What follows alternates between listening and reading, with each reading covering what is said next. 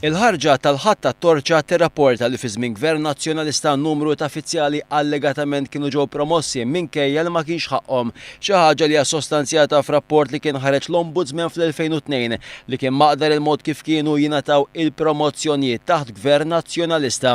It-torċa tirrapporta kif minkejja kritika tal-kellim tal-intern Jason Azzopardi u l-Viċi Kap Nazzjonalista Beppe Fenekadami fil-konfront tal-erba' logotenenti krunelli li għadhom kemm jiġu promossi, il-Brigadier tal-Armata Martin Xwiereb li nħatar taħt Gvern Nazzjonalista huwa fost il-uffiċjali li qatt ma kellu esperjenza ta' kmand.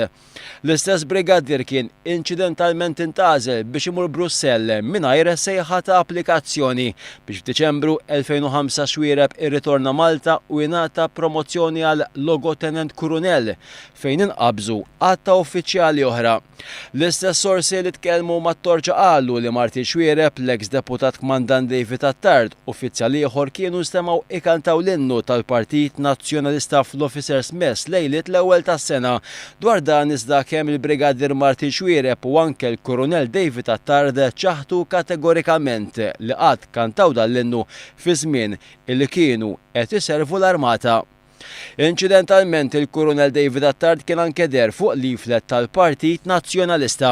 Intant fl-istess artiklu hemm li uffiċjal ieħor qrib ħafna tal-Partit Nazzjonalista kien inqabad jabbuża jagħmel telefonati b'xejn kontra regoli waqt li kien fl-Akkademja ta' Sandhurst.